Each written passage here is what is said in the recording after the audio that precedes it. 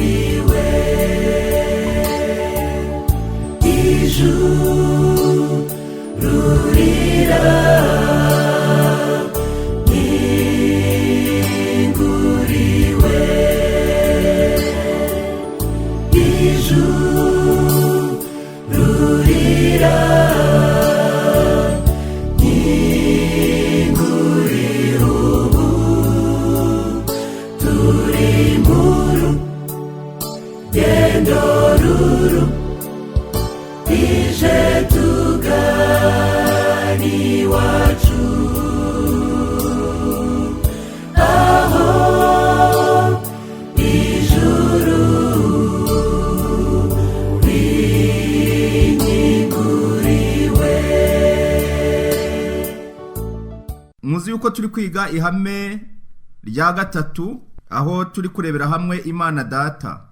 Uyu munsi rero turarisoza. Mbere yuko turisoza hari isomo nifuje ko turagira nk'icyo kwibukwa cyacu cy'uyu munsi, riboneka mu butumwa bwiza bwanditswe na Matayo igice cya 6. Turi buhere ku murongo wa 6 tugeze ku murongo wa 15. Nyuma y'icyigisho cy'ubushize tugiye kureba noneho Imana Data mu isezerano rishya uko igaragaramo. Reka dusome. Wehoho nusenga ujye winjira mu nzu, ubanze ukinga urugi, uhere ko usenge so mwihereranye, nuko so ureba ibyiherereye azakugororera. Namwe nimusenga ntimukavuga amagambo muyasubiramo hato na hato nk'uko abapagani bagira, bibwira ko kuvuga amagambo menshi aribyo bituma bumvirwa. Nuko ntimugase nabo, kuko so azi ibyo mukennye mutaramusaba. Nuko musenge mutya muti: Data wa twese uri mu ijuru, izina ryawe ryubahwe, ubwami bwawe buze, ibyo ushaka bibaho mu isi nk'uko biba mu ijuru. Uduhe none ibyo kurya byacu by'uyu munsi, uduharire imyenda yacu nk'uko natwe twahariye abari mu imyenda yacu, ntuduhane mu bitwoshya, ahubwo udukize umubi, kuko ubwami n'ubushobozi n'icyubahiro ari ibyawe none n'iteka ryose, amen. 14. Kuko nimubabarira abantu ibyaha byabo, na so mu ijuru azababarira namwe. Ariko nimutabarira abantu, na so nawe ntazababarira ibyaha byanyu. Impamvu iri somo ari ryo mpereyeho nuko turarigarukaho mu cyigisho, ariko noneho nkabasaba ubwo turi kumwe kugira ngo yibaze muri aya masomo maze gusoma ahavugwa Data cyangwa se so. Biradufasha kumva neza ikigwa cy'umunsi. Imana ivugwa mu isezerano rya kera ntabwo itandukanye n'ivugwa mu isezerano rishya. Imana Data ishurwa nk'ikomokwaho n'ibintu byose, cyangwa se ko ariyo nkomoko y'ibintu byose.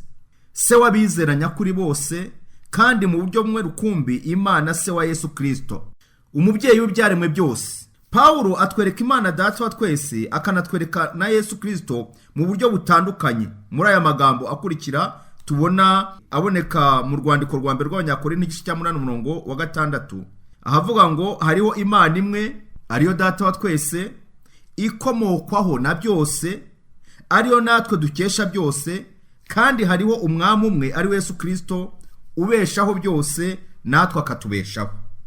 Ndetse ayo magambo akaba ahura n'aboneka mu Baheburayo 12:9 no mu butumwa bwiza bwanditswe na Yohana igice cya 1:17.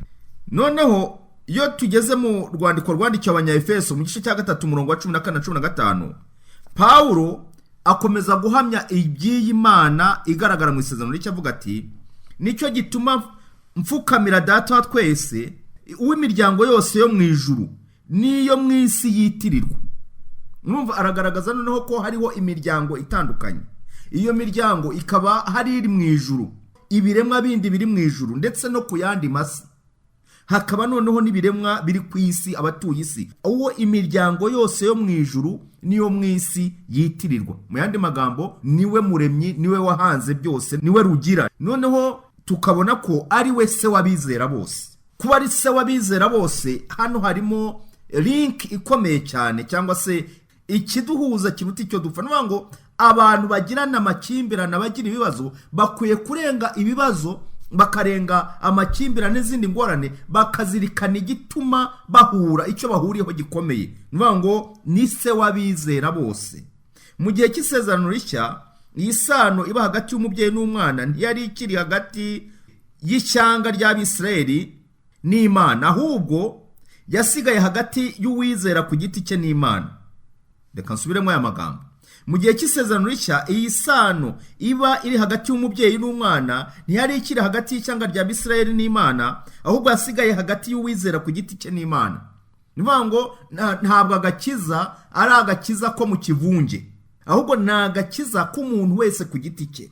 Yesu Kristo aduha imirongo ngenderwaho ku birebana n'iyo sano, ariho hari ahantu nabanje gusoma mu butumwa bwiza bwanditswe na Matayo igice cya 6, uriya murongo wa 6 kugeza wa 15, ndetse noneho no mu gice cya 5 umurongo wa 44 n'uwa 45, ho havuga ngo ariko jyeweho, uwo ni Kristo, ndababwira nti mukunde abanzi banyu, musabire ababarenganya, nibwo muzaba abana ba so mu ijuru, kuko ategeka izuba rye kurasira ababi n'abeza, kandi abakiranuka n'abakiranirwa abavubira imvura. Mwumva Imana aho inyuraniye n'abantu. Umunyarwanda yaciye umugani mwiza avuga ngo ibyaye ikibozi irakirigata. Hari umuntu ushobora kutabyumva, ntabwo inka yaramburuye ihita imenya ko yaramburuye nyine, ahubwo yo iza iri kurigata iyayo, ariko mu by'ukuri itakiriho, nta buzima ifite. Nicyo Abanyarwanda ngo ibyaye ikibozi irakirigata. Imana imenya ko abantu nubwo hariho abayigomeye, hariho abayirwanya, ariko ikavuga iti ineza yanjye n'urukundo rwanjye rugomba guhora ruganje, rugomba kuganza, rugomba gukomeza kugaragara, kuko uriho none ari umugomeramana ni umukandida wo kuba umuyoboke wayo. Uriho none ari nyamurwanya Kristo, arwanya ubushake bw'Imana, ni umukandida wo guhinduka. Ingero mu Bibiliya turazibona zitandukanye.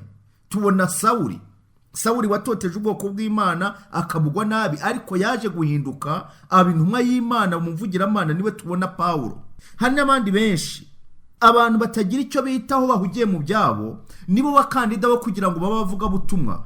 Tubona Gideon wiberaga mu ngano, ahura ashishikariye umurimo we, ariko igihe kigeze ahamagawe ati izo mbaraga zawe ukoresha uhura nizo zizakoreshwa mu kugira ngo urokore ubwoko bw'Imana. Gideon araza aba umucunguzi w'Abisirayeli, aza kurenganura ubwoko bwe. Hari ingero nyinshi cyane. Iyo sano noneho ikaba ishingiye gusa ku kwemera Yesu Kristo kwa buri mwizera.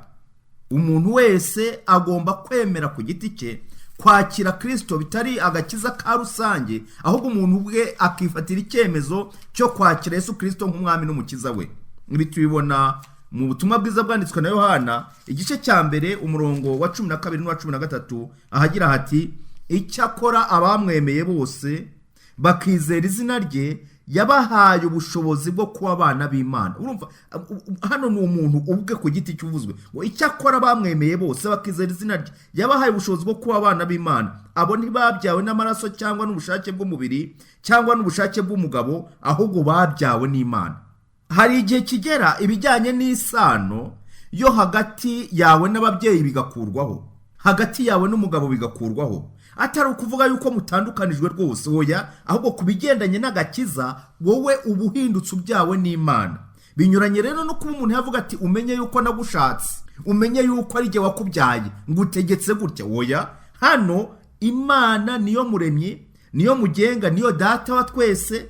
Hariho n'abageze igihe bakangwa n'ababyeyi babo, ibi ngibi byo ndabivuga ndabizi byangiriweho, bakabanga rwose bakuziza ko wakiriye agakiza, wakiriye Kristo. Ibyo ndi umuhamya wabyo, nzi ingaruka zabyo n'uburemere bwabyo n'ibikomere bisigira umuntu, ariko biba ari ihumure ritangaje iyo uzi yuko ufite Imana aho data wa twese. Kubera iki? Nta kintu waburana Imana.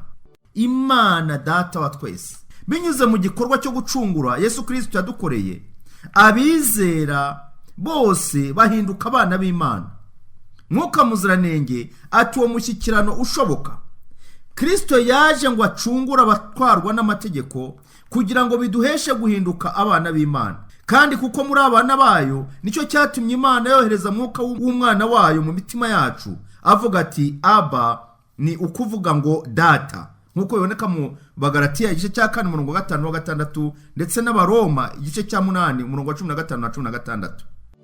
Muze mwijire mu mudugudu mwiza,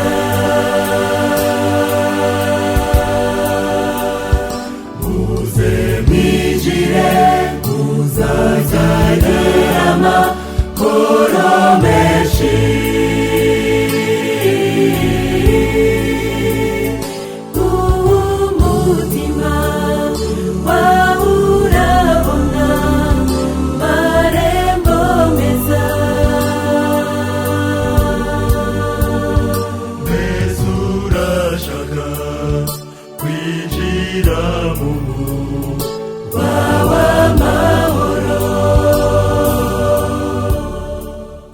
Yesu ahishura data. Yesu ariwe mwana yagaragaje Imana data mu buryo bwimbitse. Igihe yazaga yambaye umubiri wa kimuntu ngo atumenyeshe Imana data, nk'uko ubutumwa bwiza bwanditswe na Yohana igice cya 1 umurongo wa 14, Yohana yahamije ibya Yesu avuga ati Jambo yabaye umuntu abana natwe. Noneho si ukubana natwe gusa, ahubwo ngo tubona ubwiza bwe busa n'ubw'umwana w'ikinege wa se, yuzuye ubuntu n'ukuri. Yohana arabivuga nk'uwamubonye, arabivuga nk'umuzi. Noneho Yohana aravuga ati uherekera kose nta muntu wigeze kubona Imana, ahubwo umwana w'ikinege uri mu gituza cya se niwe wayimenyekanishije. Ibi ngibi tubona ku murongo wa 18 w'igice cya 1 cy'ubutumwa bwiza bwanditswe na Yohana. Noneho Yesu nawe akavuga ati navuye mu ijuru, nk'uko biri mu gice cya 6 cya Yohana umurongo wa 38. Arangije igice cya 14 umurongo wa 9 ati umbonye ababonye data. Urumva ko Yesu hano ari kugira ngo atugaragarize uburyo yazanywe no kugira ngo ahishurire inyoko muntu data wa twese wari we. Kumenya Yesu Kristo ni ukumenya data wa twese. Urwandiko rwandikiwe Abaheburayo rwibanda cyane kuri uko guhishurwa, kuko tubona yuko mu Baheburayo igice cya 1 umurongo wa 1 kugeza wa 3 havuga ngo kera Imana yavuganiye n'abasogokuruza mu kanwa k'abahanuzi mu bihe byinshi no mu buryo bwinshi. Nuvuga ngo Imana yakoresheje uburyo ivugana n'abantu, ikoresheje abahanuzi mu bihe byinshi no mu buryo bwinshi. Ngo yagiye ikoresha inzira zitandukanye, ikoresheje abahanuzi bayo. Ariko noneho igihe kiragera abahanuzi bacyura igihe bacyura igihe gute rero? Muri ubwo buryo Imana yakoreshaga. None ngo ariko noneho mwumve ariko noneho muri iyi minsi y'imperuka yavuganiye natwe mu kanwa k'umwana wayo, uwo yashyiriyeho kuba umurago wa byose, ari we yaremesheje isi. Uwo kuko ari ukurabagirana k'ubwiza bwayo. Wumve Yesu uko asobanurwa. Uwo kuko ari ukurabagirana k'ubwiza bwayo n'ishusho ya kamere yayo, kandi akaba ari uramiza byose ijambo ry'imbaraga ze, amaze kweza no gukuraho ibyaha byacu, yicara iburyo bwikomeye cyane yo mu ijuru. Amen.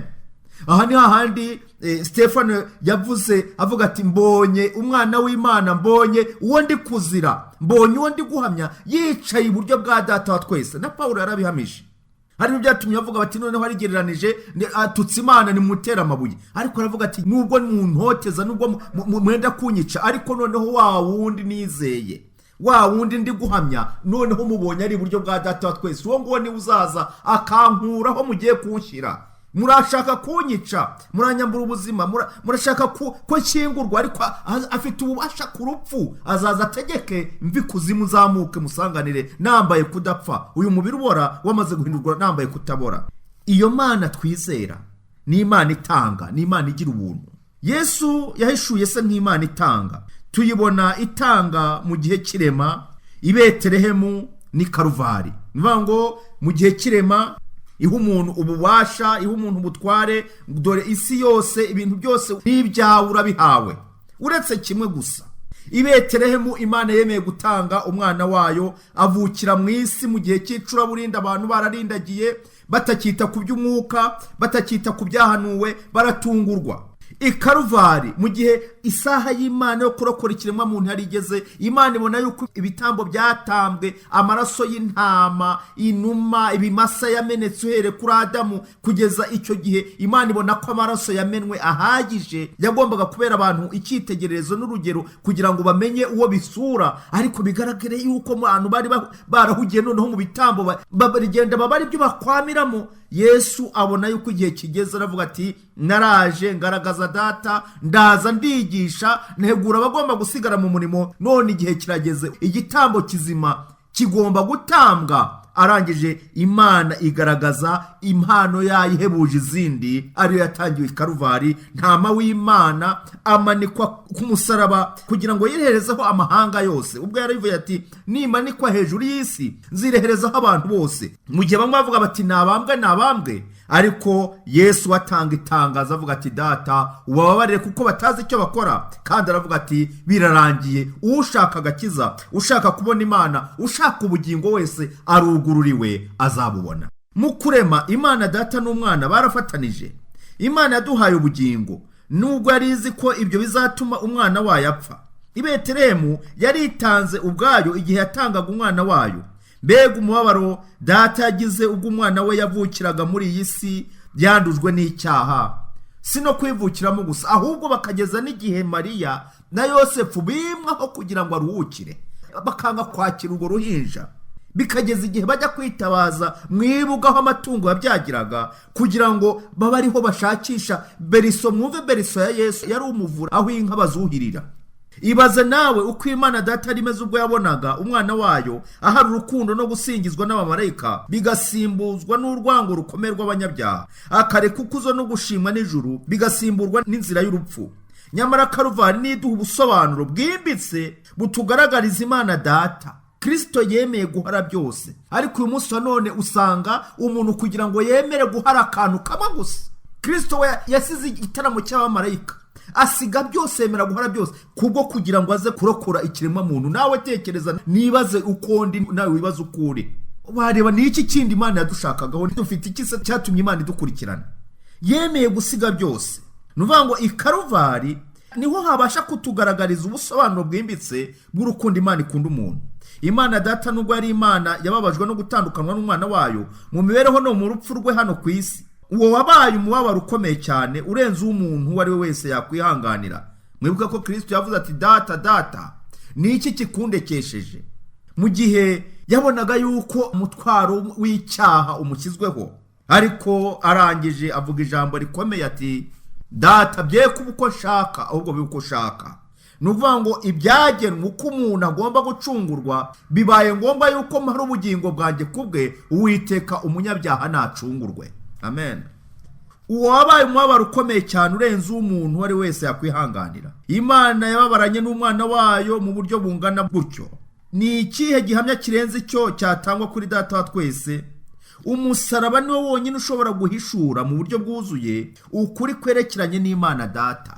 Rwose nibuka hano igisambo ku musaraba. birimo bijimaka, umwe avuga ati wakwimanuye natwe ukatumanura, ubu ngubu urabona urwo dupfuye, ariko undi ati umenye ko twebwe tuzize ibyo twakoze, ariko uyu we ntacyo yakoze, ahubwo arangije arenza n'ibitekerezo umusaraba, avuga ati rata ahubwo zi yuko ari wowe ushoboye byose, zi yuko ari wowe muhesha w'ubugingo, igihe nikigera ndakubona ku musaraba turi kumwe rwose, ariko nzi ko igihe kizaza ukaza uri umwami w'abami, ikamba bari kugushyiraho ry'amahwa, nzi ko igihe kizaza ukaza ufite ikamba rihebuje andi yose yigeze kubaho, bakakwambika ubusa, nzi yuko igihe kizaza ukaza wambaye ikanzu nziza yanditseho kuri umuneshi, data ndakubona icyo gihe nugera mu bwami bwawe nibwimikwa uzanyibuka. Ndagira mbabwire iki gisambo cyasobanukiwe na Mesiya uwo ari we, gisobanukirwa n'uwo bari kumwe ari we. Aha rero musaraba ugaragaza urukundo, ukagaragaza impano irenze izindi uwo wese yagombye gusobanukirwa, yaba twe abariho none bizera Kristo ndetse n'abandi dufite inshingano kugira ngo tubwire iby'urukundo ruhebuje Imana yigaragaje Karuvari. Iyo Mana ni Imana y'urukundo. Ingingo rusange Yesu yakundaga yari ubugwaneza n'urukundo rutagira umupaka by'Imana. Ntabwo Yesu yari afite urukundo rugenewe bamwe ngo abandi rubasige. Niko n'abantu b'Imana bagombye kumera. Nkuko twabonye byasomo ngo Imana ivubira ababi n'abeza. Iyo ugira ineza, iyo utanga, ntabwo ukwiye kugira ahantu ugarukira. Bantu b'Imana birababaje. Nigeze guhura n'ikibazo, babarire n'urugero ntanga. Umuntu umwe wari mu nama yampagaritse mu mirimo y'itorero mu maherere, mumbabarire mbivuga gutyo nkurikire neza mwumve neza. Hari ibintu nagiyemo byo kugira ibintu ntunganya byo gufasha abantu mu buryo gutunganya ubuki n'ibindi za peanut butter, ibintu nk'ibyo nibyo bintu mugiramo muri iki gihe. Noneho umuntu aza kuvuga ati ko nyene ubuki buzima bwiza nabubona ne koko. Ni umwe mu bantu bacu bagize uruhare kugira ngo mve mu mirimo cyangwa se bari muri yo nama yo kunjugunya hanze. Noneho umuntu umwe w'umukatolike aravuga ati hari umuntu tugira ujya atuha ubuki buzima twabonye bunyuranye n'ubundi. Arangije arabamagara uwo mubyeyi ati hari abantu hano bashaka ibintu bizima rwose, tuzanire mbibereke kuko barabikeneye cyane. Mpita mfata akamoto ndihuta mbishyize muri ambaraje, barabaza se barashaka ibingana iki, ntangije ndabashyira. Noneho ikintu cyantangaje, mbageze imbere umugabo n'umugore, ntabwo navuga amazina kuko wenda cyangwa wenda nabo bazankurikira bazumva n'iki kiganiro igihe runaka. Umugabo ankubise amaso, ni umuyobozi mu itorero ryacu, arijima. Ibyo narinzanye biva muri ambaraje, barabireba, bucyara bureba, izo peanut butter areba, arebye abona na adresse, wenda yaragize ngo hari n'ahandi mbivanye, arebye adresse ziriho abona n'izanjye. Rangije mbona arijimye, abwira umugore atumva rero atewe atereka tube tubiretse turebe uburyo dushobora kuba twahaha nyuma. Gahunda yo guhaha kandi bari bagaragaje icyifuzo cy'uko icyo kintu gikenewe cyane, ibigize ite ibirahagaze. Bantu b'Imana ngo kugeza igihe udashobora kuba warya n'ibyo kurya cyangwa se ngunywe icyo kunywa bitewe nuko kivuye mu biganza by'uwo wanga, kandi ukamwanga ari mwene so, kandi ubasha kuvuga uti data wa twese uri mu ijuru, ukabivuga mu by'ukuri bigaragara ko hari umunsi igipimo kizaza kikagaragaza mbese uvuga data kuko ari data wa twese wo mu ijuru. Ibi mvuga ni ibintu niboneye n'amaso yanjye byangiriweho. Ese iyi Mana data urukundo rwayo turugaragaza dute kugeza igihe ushobora no kuba umuntu wamuziza? Hari byitwa ngo ubwiko bwo bwakubuzira ubwoko, kuba wakurikirana ukavuga uti uyu muntu ibi bintu biva kwa kanaka, uyu nguyu avuka aha, ni uwo muri aka karere, ugakomeza ukagenda. Yesu yarenze ibyo. Niyo mpamvu avuga ati kuki usangira n'abanyabyaha, kuki usangira n'ibisambo? Abasamariya ko twabaciriye witeka, kuki uvugana nabo? Kuki wegerana n'abatakebwe? Bantu b'Imana, Imana y'urukundo, urukundo tuvuga mbese turarufite cyangwa dufite aho tugarukira? Umwe ni wajyaga mbaza atari kubundi wa mwene pastor ndi, mwene pastor ndetse Bibiliya rivuga ibya Melikisedeki ngo ntagira se cyangwa nyine. None se byo mvuga nabuze inkomoko muri gisekuru. Ese na data ko namumenye afite imyaka 10, nawe namumenya akanyanga, yageza n'igihe ajya gutanga iminani mu bana b'isimba rwo mwari mfura. None urambaza ngo ndi mwene pastor ndi?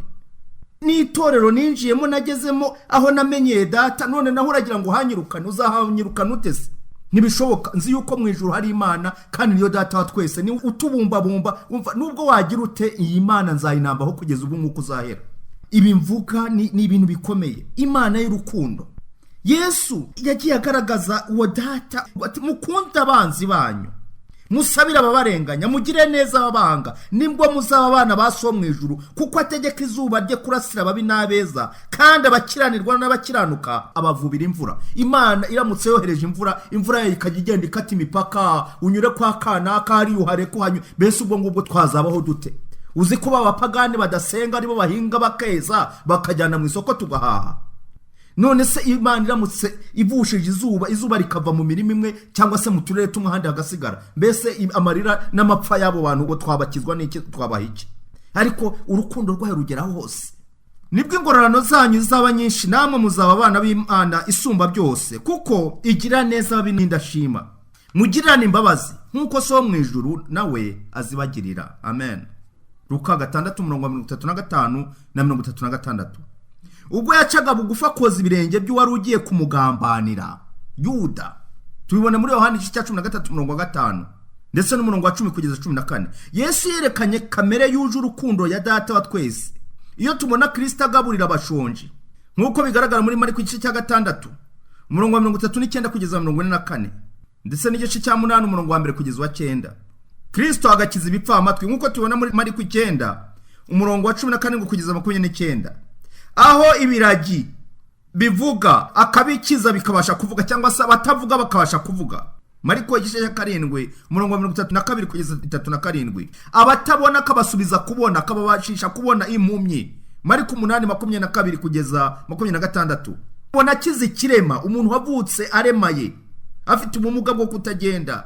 Luka 5 umurongo wa 18 kugeza 26. Agahumanura ababembe, abantu bageze igihe bafite ihame rivuga ngo aho bageze mu nzira bajye bagenda bavuga ngo ndanduye kugira ngo abantu batabegera.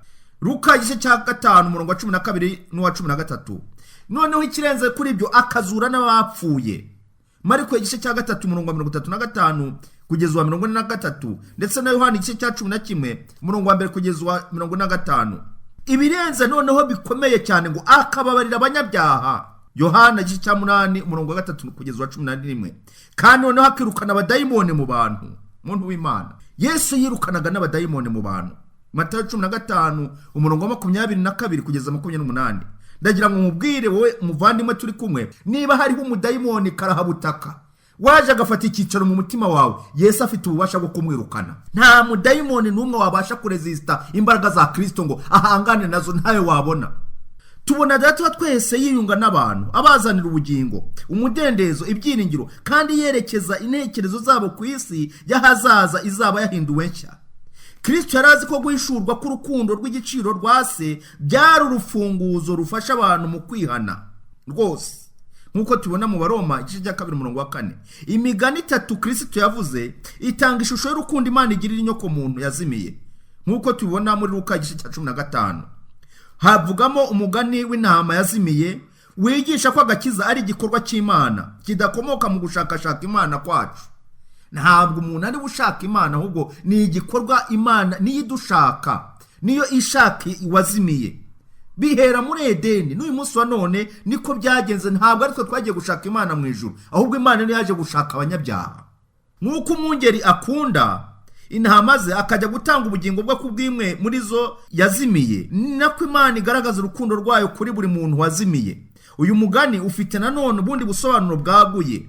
Intama yazimiye ishushanya isi yacu yigometse, imeze nk'akantu gato ugeranije n'uko isanzure ringana. Kuba Imana yaratanze impano y'igiciro igihe yatangaga umwana wayo kugira ngo agarure mu bucyo abaturage b'isi, bigaragaza uburyo iyi si yacu ifite agaciro mu maso y'Imana nk'ibindi biremwa bisigaye. Umugani w'igiceri cyazimiye werekana agaciro gakomeye Imana ihatwe abanyabyaha. Mwumve muntu w'Imana, igiceri cyazimiye ngo nubwo cyazimiye ariko cyazimiranye ishusho ya nyiracyo. Nuvuga ngo ntugacireho iteka abantu baguye, abantu ubona bari kure y'ubuntu bw'Imana, nubwo bameze kuri yamenya yuko baremwe n'Imana, ni biremwa by'Imana, baracyafite ikirango cy'umuremyi wabo. ku buryo isaha n'isaha baramutse bamenye inkuru nziza bazavuga bati ndaje ntama w'Imana, ndaje nje uko ndi nyakira. Umugani w'umwana w'ikirara werekana urukundo rutagira umupaka rwa data wakira iwe mu rugo abana bihannye. Ntabwo Imana irobanura, ahubwo uje wese ugarutse wese iramwakira.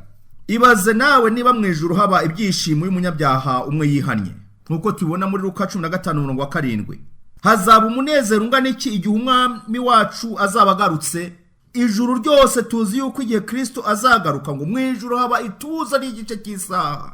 Icyo gice cy'isaha mu buhanuzi kigeranya iminsi 7 ubwo Imana izaba yaje gutwara itorero. Abana b'Imana ngo urwo rugendo bazakora rw'iminsi 7 nirwo rugenda rukagaragaza iryo tuza rizaba mu ijuru igice cy'isaha. Nuvuga ngo nta ndirimbo zizaba ziriyo, gahunda zose zaba zahagaze. Ijuru ryose Imana data wa twese, Imana mwuka wera, ibizima bakuru 24 abamareka bose baje gutwara twebwe ngewe nawe itorero ry'Imana, abana b'Imana bavuye kuri iyi si. Ibyaremwe byose bifite amatsiko yo kuzabona mbese ni bande bazabasha gukurwa muri uriya mubabaro, ni bande bazakurwa muri ya si yabaye akahebwe, bazabasha gutaha bagataha ari abaneshi, atari uko ari bo ubwabo barwanye, ahubwo ari uko bemeye uwabatsindiye, uwabaneshereje, bakemera kumutuza mu bugingo bwabo. Isezerano ryerekana uruhare Imana data wa twese izagira mu kugaruka k'umwana wayo. Muri icyo gihe abagome bazatakira ibitare n'imisozi bati nimutugwire muduhisha amaso yicaye kuri ya ntebe n'umujinya w'umwana w'intama. Ibi tubona mu Byahishuwe igice cya 6:16. Yesu yaravuze ati kuko umwana w'umuntu azaza mu cyubahiro cya se hamwe n'abamarayika be, Matayo 16:27. Kandi muzabona umwana w'umuntu yicaye iburyo bw'Imana data aje mu bicu byo mu ijuru. Ibi yabibwiye abantu i Karuvari bari kuvuga bati ngaho imanure, ubusumazi iki bigenze bite? N'umuri umwana w'Imana wakijije abandi ngaho ikize tubibone. Ariko arabwira ati ndababwiza ukuri gw'igihe kizagera mukabona umwana w'umuntu aje mu bicu byo mu ijuru. Bamubaza bati tubwire mbese uri umwami, ni wowe Mesiya? Ati muzabona umwana w'umuntu aje mu bicu byo mu ijuru. Ndagira mabwire hari abajya bagira ikibazo kubijyanye n'umuzuko udasanzwe. Abantu Yesu yahaye rero yasezerano ngo bari bahari, azagaruka babireba, bazazukira kugira ngo babone ko ibyo yababwiye bya ari impamo, babona aje mu bicu byo mu ijuru. Batazukiye kugira ngo bazamuranwe n'abera, ahubwo bazukiye kugira ngo bazuka kubw'iryo sezerano yatanze. Imana yacu ni Imana y'amasezerano, twayibonye ubushize. Ni Imana isezerana kandi igisezeranye irabisohoza. Ibi tubona muri Matayo 26:64. Kubwo kwifuza icyo gihe cyane, Imana data inejejwe no kutumenyesha iby'icyo gihe. Inejejwe n'itangazo, kandi itangazo ryiza ryihutirwa. Imana data inejejwe no kutumenyesha iby'icyo gihe ubwo abera bazataha iwabo aho bazaba ubuziraherezo. Amen. Muntu w'Imana turi kumwe, ndagira nkubwire hari igihe kizagera tugataha rwose. Biriruka ry'ikirunga cya Nyiragongo ryanteye gutekereza ibintu byinshi cyane. Abantu batabana na Kristo bazatungurwa, abari mu isi bose bazatungurwa. Yesu yavuze ijambo rikomeza ati nk'uko ibise bitungura umugore utwite, niko abantu bazatungurwa no kuza kwa Yesu. Kuza kwa mbere avukira mu isi yaratunguwe, ndetse batangira kumva amakuru. Ariko kuza kwa none kwa Kristo ho nta n'amakuru azahwihwiswa, ahubwo nuvuga ngo azaza amaso yose amurebe, azazana n'ibicu, ndetse nuvuga ngo ntawe uzatanga n'undi kumubona. Ariko ikibazo ni iki? Mbese naza nzanezezwa no kumusanganira cyangwa zicwa n'ubwiza bwe? Iri ni itangazo reba buri muntu wese, kuko umwana w'Imana cyangwa se umwana w'umuntu azaza mu cyubahiro cya se hamwe n'abamarayika be. Kandi muzabona umwana w'umuntu yicaye iburyo bw'Imana data aje mu bicu byo mu ijuru. Matayo 23:64. Nuko rero kuba yarohereje umwana wayo w'ikinege ku isi kugira ngo tubeshweho nawe, nkuko tubona mu rwandiko rwa mbere rwa Yohana igice cya 4:9, ntabwo ari igikorwa cy'imfabusa. Nuko rero urukundo rutagereranywa ni rwo rwabasha gusobanura impamvu y'ibyo, kuko nubwo twari tukiri abanzi cyangwa se tukiri abanyabyaha, twunzwe n'Imana kubw'urupfu rw'umwana wayo, nkuko tubona mu Baroma 5:10. None se ni gute twakwanga urwo rukundo tukirengagiza Imana nk'umubyeyi wacu? Mbese birakwiye yuko twakwanga Imana, tukanga urukundo rwayo, tukanga ineza Imana yatugiriye? Mbese birakwiye yuko twakwirengagiza Imana twabonye muri iri hame, aho tubonera uburyo Imana yacu ari Imana y'urukundo, Imana data Imana yita ku bantu bose, Imana itanga amasezerano, Imana y'imbabazi, Imana itanga amasezerano kandi ikasohoza, Imana yagaragaje data wa twese icungura abanyabyaha, Imana buhungiro bwacu, Imana y'imbabazi, Imana igira neza, Imana yo kwizerwa, Imana y'agakiza kandi ihora, niyo ifite kwitura umuntu wese bikwiranye n'ibyo yakoze. Abacunguwe n'Uwiteka bazagaruka bagera i Siyoni nziza,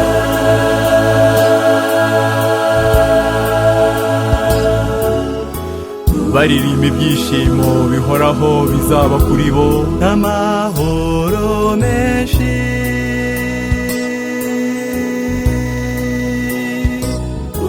ubuzima wawe urabona marembo meza, bazagira umunezero n'ibyishimo kandi umubabaro no gusuhuza umutima bizahunga. ijuru rira ninguriwe, ijuru rira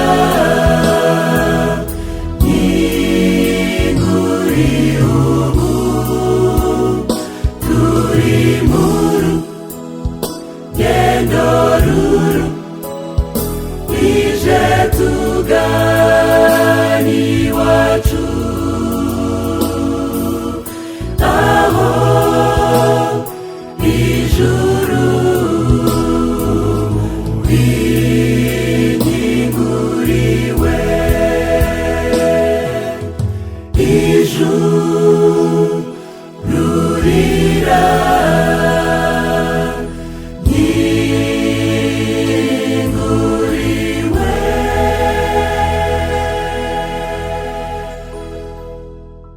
Imana umubyeyi kandi nanone ikaba umubyeyi w'ibyaremwe byose, se w'abizera bose nk'uko tubibonye. Yesu Kristo waduhishuriye data, twamwirengagiza gute? Iyi Mana itanga, Imana y'urukundo, Imana y'imbabazi, Imana igiye kuzaza gucungura itorero ryayo. Ndasabira umuntu wese twabanye kugira ngo iyi Mana tuyirunduriremo rwose, twe kuyiha agapande kamwe ngo hasigara kandi, ahubwo tuyihe imitima yacu, tuyintekerezo, impagarike yacu yose igengwe n'Imana. Utubona, uwumva tuvuga mu mirimo dukora buri munsi, aho tugenda hose, utubona wese ajya ahimbaza data wo mu ijuru. Nibyo mbasabira, nanjye nisabira mu izina rya Yesu.